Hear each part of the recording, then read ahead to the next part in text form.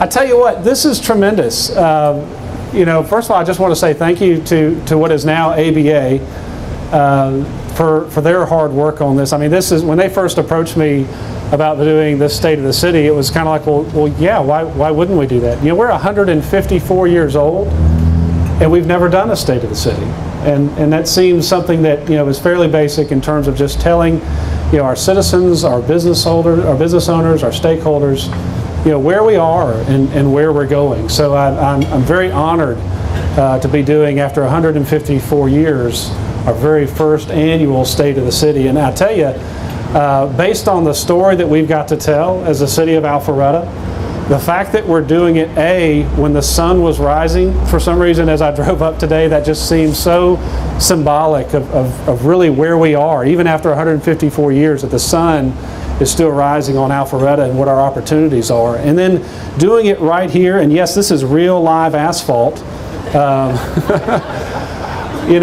This property that you're on, this 26-acre tract, and so for so many of us, and I'll talk more on it later, downtown was a passion for us in terms of what should be and what could be. And we're funded now. It's going to happen. It finally is going to happen. And you're sitting, we've got these construction items here to remind us of where we're going, but this 26-acre tract is going to look remarkably different, fundamentally different in the next 3 years and over the course of the 3 years. We've got some good plans laid out, but for those of you like me who just knew that this was kind of the one piece that Alpharetta really needed to get right and really needed to do after such a long history, the wait's over. We're working on it. We're moving. We're funded. We got $29 million. And we've got some good plans, some good things coming forward. So very excited. Growing up, and I'm not going to go into a long story about my childhood. Trust me, there's a point. but growing up, my family, we had. I was born in Atlanta. I grew up in Gainesville, Georgia. And we had, for a while there, my family's business was doing very, very well. And as a kid, we enjoyed some great affluence. We went some pretty great vacations, Grand Canyon, Bahamas, and some other places, and life was good. Towards the end of my childhood, the business wasn't going so well.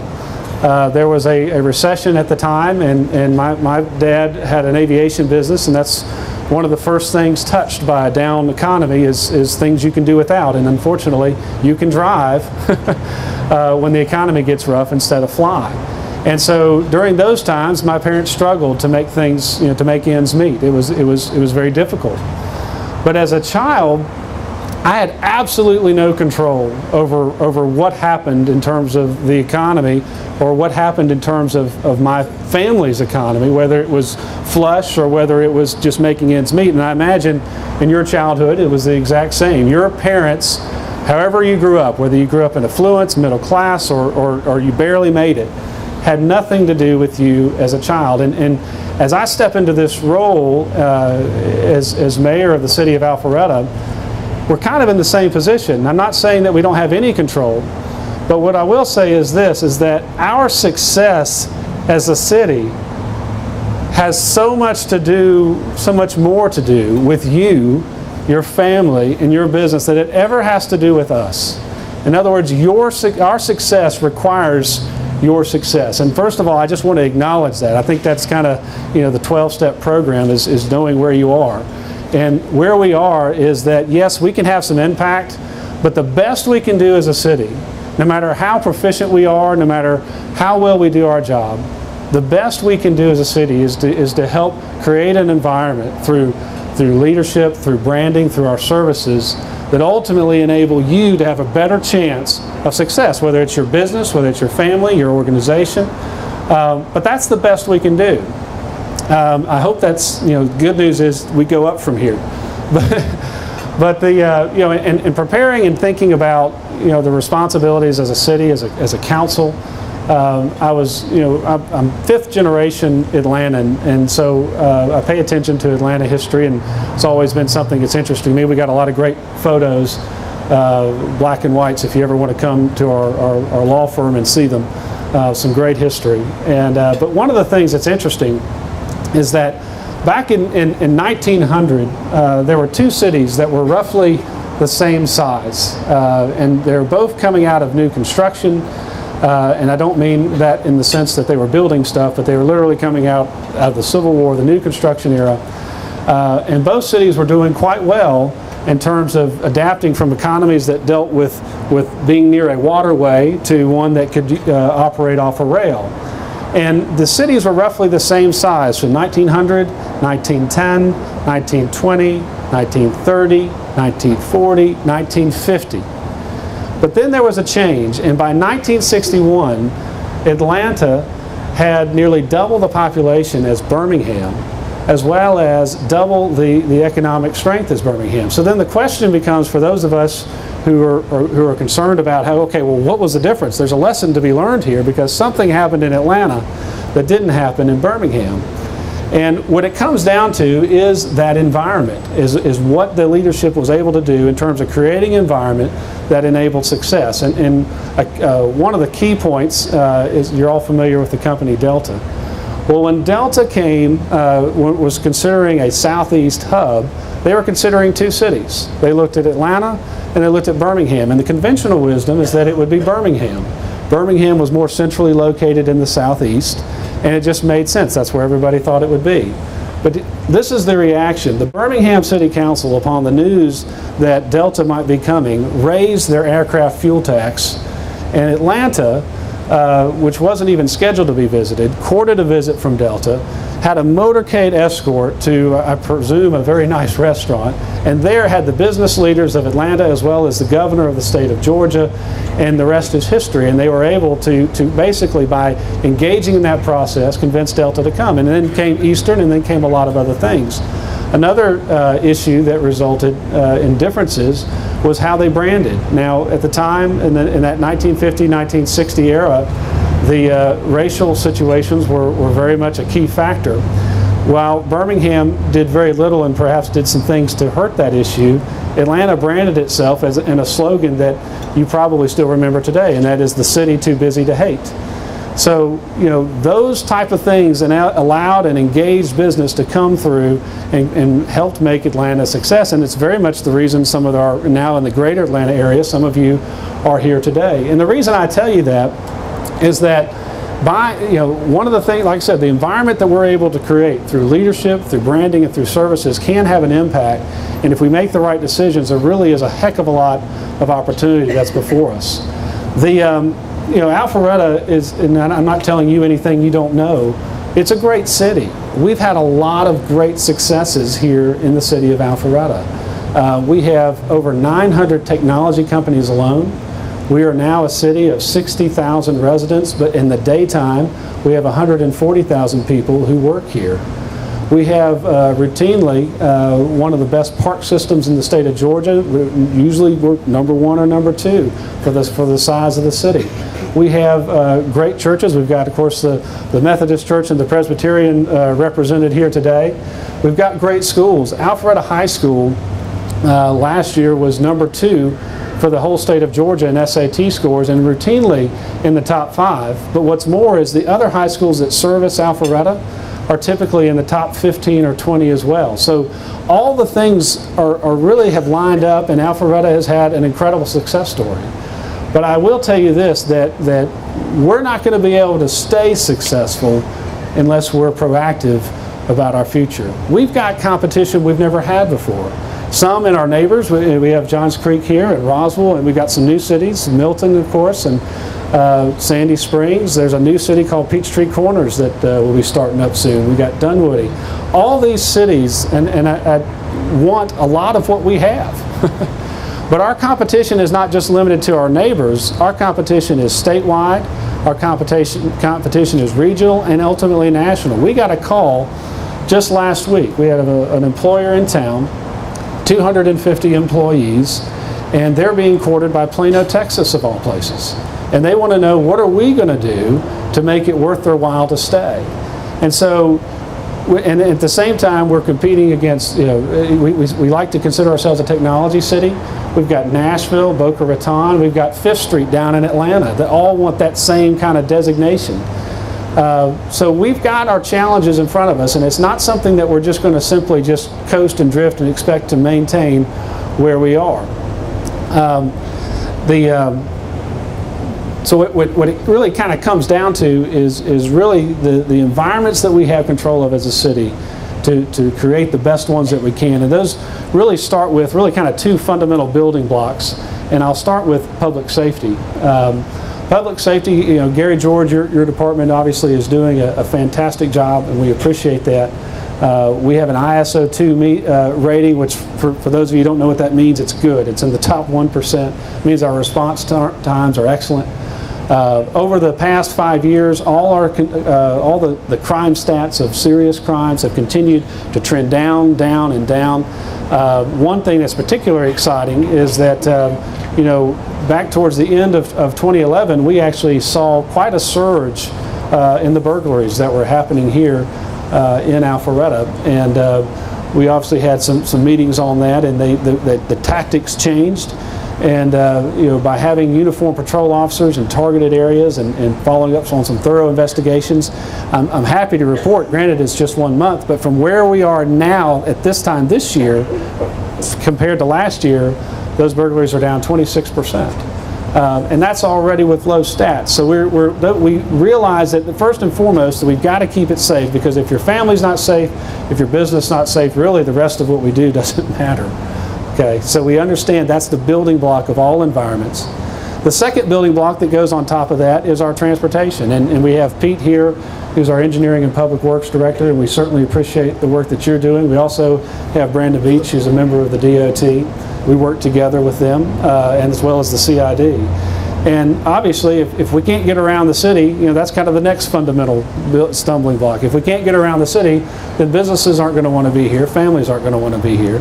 But we've got some great projects that we've done. We've improved over the course of the last 8 years or so. We've improved nearly every intersection in the city. We have West Side Parkway. I know we keep talking about it, but we are going to open it. It's coming, and through a partnership with the DOT and the CID and the City of Alpharetta, that's going to happen, and it's going to be opened. We're thinking about June. That's exciting. With the CID, we've also had some opportunities to improve the intersections at North Point and Mansell. We have one of the only triple left situations there in the state. We're looking to do similar things there at Windward Parkway. So those are kind of the fundamental building blocks, and on those two things are our primary environments in Alpharetta that we're trying to lead and make sure are in good shape. And those two environments are family and business. And you know, we could spend a lot of time in terms of explaining, okay, what constitutes the family, what constitutes the business environments. But I'll tell you, primarily I'm going to focus on the things that are coming and exciting. With respect to the family environment, a lot of what happens with that is our park system. A lot of what happens that is the community events that we have here. But probably the most exciting portion in terms of what I view as managing a family environment is right where you're sitting. You know, this is, and I mentioned it already, but our downtown has been a long time coming. And you know, I'll tell you one thing. People ask, well, what do you constitute as a success as you do this downtown? What are you going to look at to gauge that? And I'll tell you, it's not making it look prettier. It wouldn't be hard to make it look prettier. I mean, you're sitting on a large part of it right here, which is just an expansive parking lot. But making it prettier is not our goal. At the end of the day, what we're hoping is to finally create that environment where people want to be, where they want to come together and do life together, where their family comes and enjoys a restaurant, they enjoy a shopping experience, or just enjoy a walk. And that vibrancy, that activity is really what has been driving, I know, a lot of us in terms of what we want to see in our downtown. Of all the great things, this is what's been missing. And now we have 26 acres that you're sitting on a part of now that's going to have obviously a new library as part of that. We're going to have a new city hall. There's the Haynesbridge Road, I know I'm telling most of you stuff you already know, is going to be moved over to Brook Street, and that park there, that land is going to be an opportunity for families to gather there as well. But also we're focusing on this side of the street as well. We want to try to find ways and learn ways so that we can focus on the infrastructure, invite businesses to come and do business. And you know, we're looking at what those barriers to entry are. How do we eliminate those? As recently as last night, we were exploring the opportunity for the types of business that generate activity in our downtown is waiving significant parts of our parking requirements. Because at the end of the day, we've got a business problem, not a parking problem. We would like to see business come and then roll up our sleeves and fix the problem. And I hope some of you may think that's reckless, but at the end of the day, what we've got to do is generate the type of business that's going to sustain and keep that activity, that vibrancy in our downtowns, that helps identify us among our neighbors, that helps identify us to our businesses and to our families. So it's very exciting. I think, for me, if nothing else other than the fundamental responsibility gets done, making sure we have a successful and vibrant downtown is right there. The other environment is our business environment. Now, we at Alpharetta are very uniquely situated. We are unique among the cities in that we have, our tax base is 50% families or residents and 50% business, and that's an unusual setup. We mentioned before that we have 140,000 people who work here and 60,000 people who live here.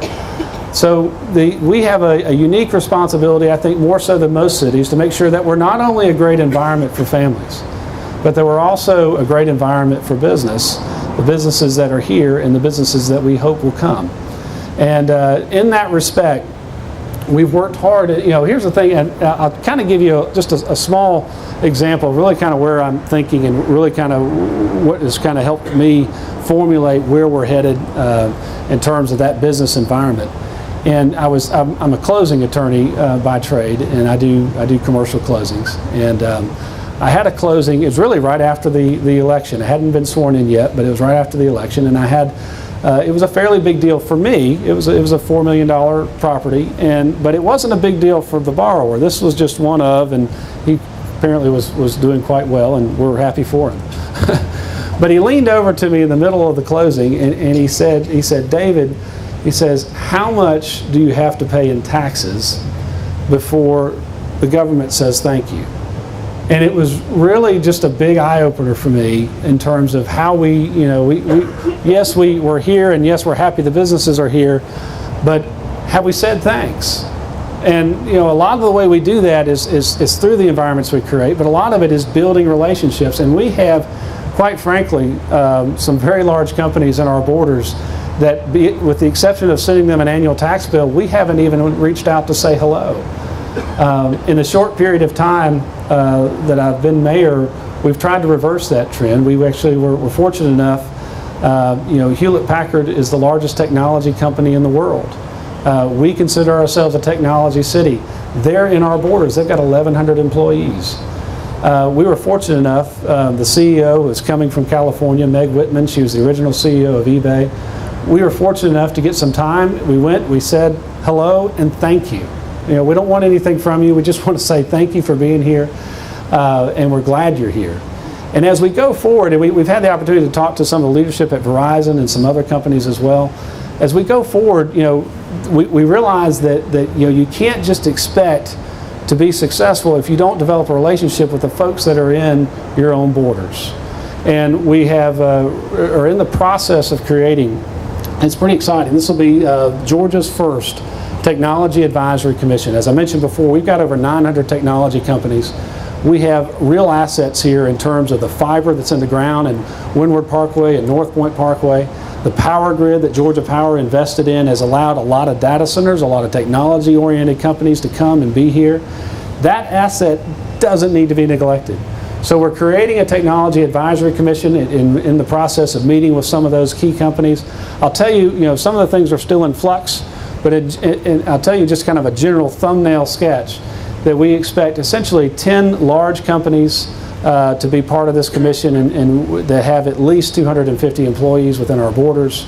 And then we also want at least 4 companies that have 100 employees or less that are within our borders to be a part of this commission. We'll ask strategic partners like Georgia Power and hopefully Gwinnett Tech if we can talk them into being in our borders. But those type of partners to bring together and first of all just establish a relationship, because if someone's going to be courting our businesses, and trust me they are, it makes a lot better case if we've got a relationship with those businesses already in terms of not just knowing who their decision makers are, but in knowing what their needs are. If they need an extra curb cut, if they need additional infrastructure, we want to know what that is ahead of time. We were so blessed in having that fiber laid 15 years ago. What's next? You know, the power grid was an investment that Georgia Power did, but what's next? Because sooner or later, the other cities, whether they're local, whether they're regional or national, are going to be right where we are. So then what do we do next? So without that relationship, we're not going to be able to do that. Now, this Technology Advisory Commission, going from that point, the next step is getting them involved in helping brand our city. We want to be the premier technology hub for the Southeast. That benefits them as well. So we want to partner with them. We want to bring them alongside us and ultimately help recruit their suppliers, customers, and vendors to our city. This conversation has been tremendous as we've kind of explored what's possible, what we can do, what have other similar organizations across the country done. And we've looked at, well, one of the things that's key among these groups is they have an opportunity at least once a year to showcase their innovations, their technologies, their ideas, their products and services. Well, one of the reasons you're in a tent right now, which is a fabulous tent, and I'm certainly very appreciative of it, but in Alpharetta, if you have an organizational meeting above 300, 350, there's really no place to do that.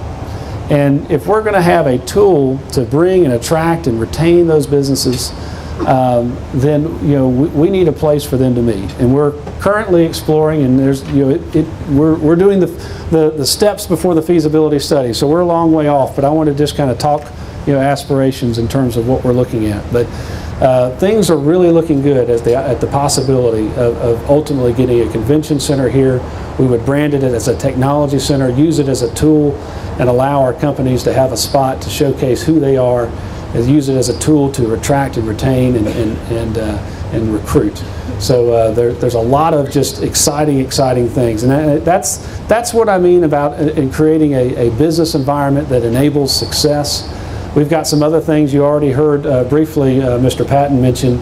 There is a project that was formerly known as Prospect Park, more commonly known as a dirt pit near 400 and Old Milton Parkway, but now known as, and hopefully soon will be known as, Avalon. That's a project that is really going to, I think, change the direction really in the Southeast as to the type of mixed-use developments and how they look, how they work. We're privileged in Alpharetta to be a site that they wanted to be. We've got a lot of community, obviously, input and investment that needs to be thought out as to how they do what they're wanting to do. But we're in the beginning process of that. They'll probably be before the Planning Commission in the next month or so, and the Council shortly after that. So it's exciting. It's a 76, I think I'm close, acre tract that is scheduled to have kind of high-end retail, but also a couple of hotels, some office, and some residential components as well. So if you haven't seen or caught up with that, it's definitely worth looking into. So great things, incredible things on the horizon. And I brought, just to kind of, people ask me, and many of you have asked me because you're my friends, what's it like? You've been mayor now, I don't know, 45, maybe 50 days, I don't know the number. Is it what you thought it would be? And so far, and those of you who have asked me the question can attest, I say no. It's not at all what I thought it would be. The amazing thing is that in sitting down and looking at what this city is, the opportunities that I thought would be there are far surpassed by the opportunities that are actually here. I've got this notebook I use and take pretty much to every meeting that I have. And in there are goals and ideas and things that I think will help make the city better, that will serve our citizens, our families, our organizations and businesses better. We're not going to get to them all in this 4-year period. We have to prioritize. And that's the thing, is that the story here about Alpharetta is just so incredible. We have so many things that we can do. We have to decide what we want to do. And it's a really just an incredible position to be in. So if you ask me, is it what I thought? No, it is tremendously better. And kind of in an off-the-cuff way, if I had known now, 6 months ago, if I'd known what I know now, I would have had a much better campaign, a much better platform, because this city is even better than I thought it was. And I'm just honored to be serving as your mayor. So if you ask me what the state of the city is, it is excellent, but our future is even brighter. So thank you so much.